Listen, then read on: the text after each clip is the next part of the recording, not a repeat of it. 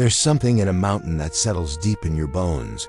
Not just the height of it, but the steadiness. The way it holds you, no matter how hard the wind blows.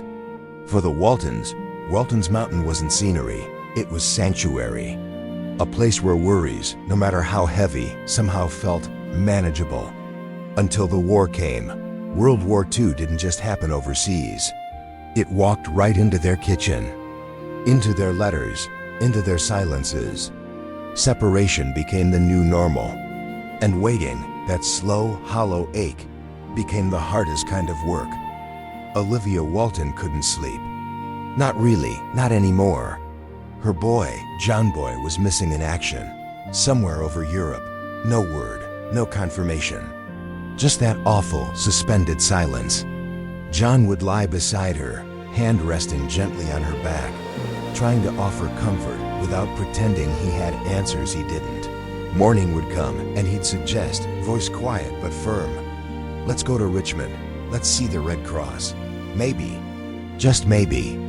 And so they drove, two parents holding onto hope like a lifeline. At the Red Cross office, Mrs. Denman met them with kindness, with practiced calm.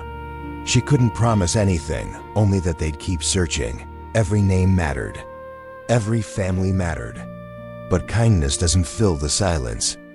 And when they got home late that evening, tired and still empty-handed, the news waiting for them wasn't what they'd hoped for.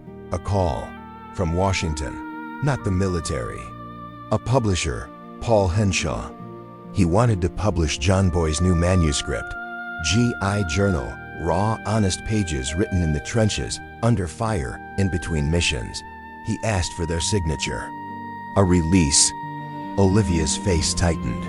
No, she wouldn't sign anything for her son. Not like this.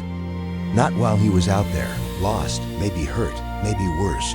That decision, it belonged to him. She'd wait. However long it took. Meanwhile, over at Ike's store, life went on. Sort of. Henshaw stopped in, not for news but for pickles. The ones John Boy had written about in Walton's Mountain. Ike, ever the proud stand-in uncle, couldn't resist. He offered up a photo of him and John Boy, age 12, grinning, covered in creek mud, for the new book cover. Corabeth, never one to miss an opening, launched into a recitation of her poetry, just in case the man had room in his publishing schedule. He excused himself quickly. Later, John and Olivia sat by the little pond behind the house, the one with the soft waterfall they walked past 1,000 times. No pretense now. Just two people, raw and real, trying to name the fear neither wanted to speak aloud. They called the Red Cross again. Still nothing. And this time Olivia broke. Not at the world, at John. At how everyone kept saying, "We're praying for you," when none of it changed anything.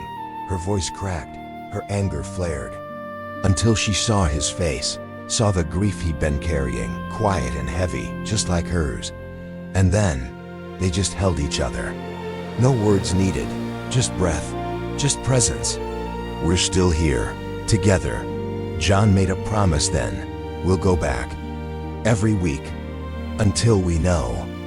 A few days later, Henshaw returned, this time to apologize, sincerely, and in that moment, softened.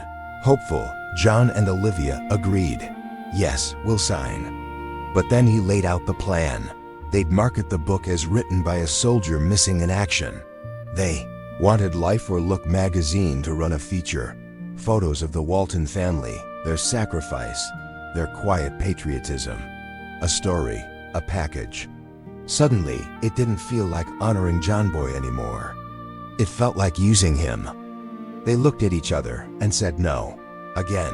Then, the call they'd been waiting for. The Red Cross had news.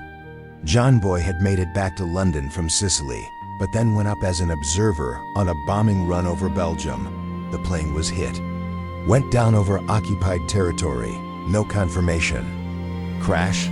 Forced landing? Unknown. They came home, told the family.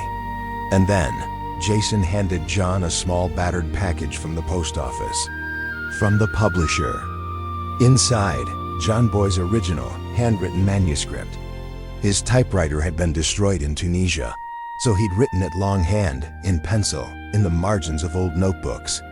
Olivia opened it, began to read aloud, but her voice gave out, halfway through a line about men flying mission after mission, exhausted, hearts pounding not from fear of flak, but from the dread of not coming back. John took the pages, his voice steady at first, then thick, then breaking, carried the rest. And as he read, the room didn't feel like a living room anymore. It felt like a cockpit at 20,000 feet, like a barracks in the rain, like the weight of a helmet, the taste of cold coffee, the silence between explosions. John Boy wasn't just telling a story, he was bearing witness. When the last page turned, no one moved. They finally understood, not just what he'd lived through, but why this book mattered, not for fame, not for profit, but because the truth, his truth, needed to be heard. Meanwhile, down the mountain, Elizabeth sat at the kitchen table, knitting, stitch after careful stitch, a sweater for her classmate Albert. He was shipping out soon. Every loop of yarn felt like a prayer. And in the barn, trouble of a quieter kind. Reckless, the family dog lay listless, barely lifting her head. Serena and Jeffrey asked Jim Bob to take a look. He did, gentle hands, quiet concern. Later, Jeffrey ran into Ike's store, desperate for something to cheer her up. A toy, a treat, anything. Ike gave him the best one, no charge. Corbeth bristled.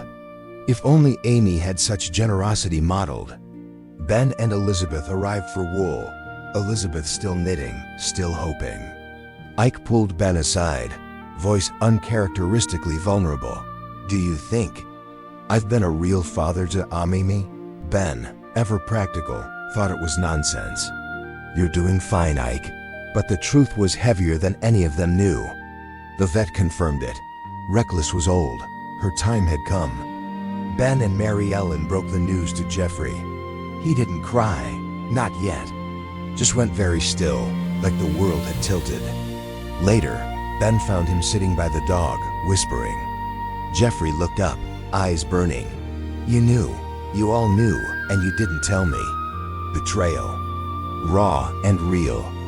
Before dawn, Jeffrey slipped out, reckless, weak but willing in his arms, headed for the old cave, convinced he could fix this. But halfway there, a rabbit darted across the trail. Reckless, for one last moment, remembered who she was.